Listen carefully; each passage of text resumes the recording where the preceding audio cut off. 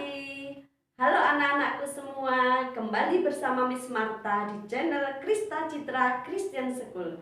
Jangan lupa subscribe channel ini agar kalian selalu update video-video tentang Krista Citra. Shalom, bertemu lagi dengan Miss Marta di semester 1 tahun pelajaran 2020-2021 ini, tetap di dalam pelajaran Bahasa Jawa. Bagaimana kabar anak-anak semua? Tentunya baik ya. Tetap semangat mengikuti pelajaran walaupun masih secara online. Juga Miss Marta mengucapkan selamat untuk anak-anak yang sudah menyelesaikan pelajarannya di kelas 3 dan memasuki kelas 4. Pelajaran Bahasa Jawa di kelas 4 bab 1 ini kita akan belajar tentang geguritan. Anak-anak ada yang tahu apa itu geguritan? Ya, betul. Geguritan juga disebut dengan puisi Jawa. Selain itu, geguritan juga disebut dengan puisi modern. Ada yang tahu apa itu puisi modern? Kenapa geguritan disebut puisi modern? Ya, betul sekali. Geguritan juga disebut dengan puisi modern karena geguritan tidak terikat dengan peraturan-peraturan tertentu. Geguritan tidak terikat dengan adanya guru gotro, guru lagu, guru wilangan, atau yang lainnya seperti halnya tembang mocopat. Anak-anak, dalam sebuah geguritan tentu ada hikmah yang bisa diambil sebagai pelajaran dalam hidup kita setiap hari. Maka ketika kita membaca geguritan, harus kita perhatikan dengan sungguh-sungguh apa hikmah yang ada di dalam geguritan tersebut. Sedangkan kalau kita membaca sebuah geguritan, kita harus memperhatikan hal-hal tertentu. Apakah anak-anak mengetahui apa saja yang harus diperhatikan ketika kita membaca geguritan? Ya, ada 4. Yang pertama adalah intonasi. Yang kedua, vokal. Yang ketiga, ekspresi. Dan yang keempat adalah gestur. Tentu tidak asing buat anak-anak, karena mungkin di antara kalian sudah ada yang mengetahuinya apa itu intonasi, vokal, ekspresi, ataupun gestur. Ada yang bisa menjelaskan? Ya, bagus sekali.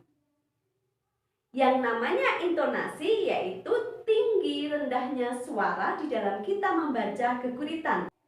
Atau kalau dalam bahasa Jawa, dhuwur cendheke swara. Itu namanya intonasi. Lalu yang kedua adalah vokal. Yang dimaksud dengan vokal adalah kejelasan di dalam kita berucap, kejelasan di dalam kita membaca sebuah geguritan itu. Yang ketiga, ekspresi. Apa itu ekspresi?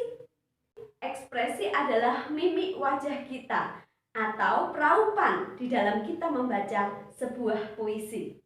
Dan yang terakhir adalah gestur. Gestur itu adalah gerak tubuh mobah musik ing awak nalika maca geguritan. Ya, jadi ketika kita membaca geguritan, ingat baik-baik harus diperhatikan intonasinya, lafalnya, ekspresinya, gesturnya. Kenapa demikian?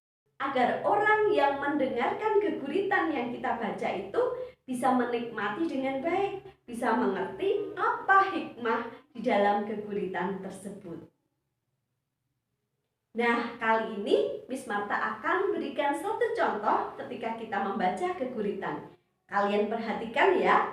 Dan nanti kalian boleh menirukan di rumah membaca geguritan dengan gaya kalian sendiri. Tapi ingat, tentu saja dengan kaidah-kaidah atau aturan-aturan yang sudah Miss Marta jelaskan di atas.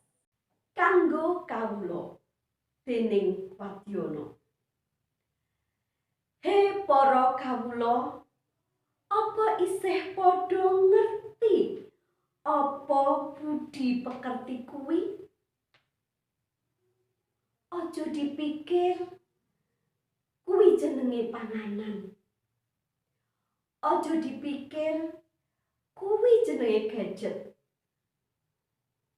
He para kawula, budi pekerti kuwi padha karo unggah-ungguh. Budi pekerti kuwi padha karo tata krama.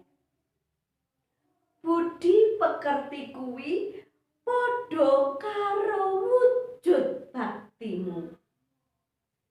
He para kawula, mumpung isih ijo, mumpung isih jaman semene, mumpung durung kasep.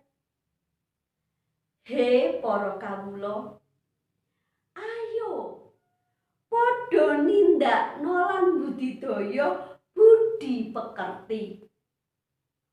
Ora ana rugine, ora ana klerune. Ayo padha dadi kawula kang becik budine. Nah, itu salah satu contoh di dalam kita membaca geguritan. Sekarang gantian ya. Kalau Miss Marta sudah memberikan contoh, sekarang kalian mencoba membaca geguritan yang baik dan benar. Kalian boleh mencari judul-judul atau tema-tema geguritan yang ada di buku kalian. Sampai di sini video kali ini. Nantikan video-video selanjutnya tetap di channel Krista Citra Christian School. Keren itu sekolahku.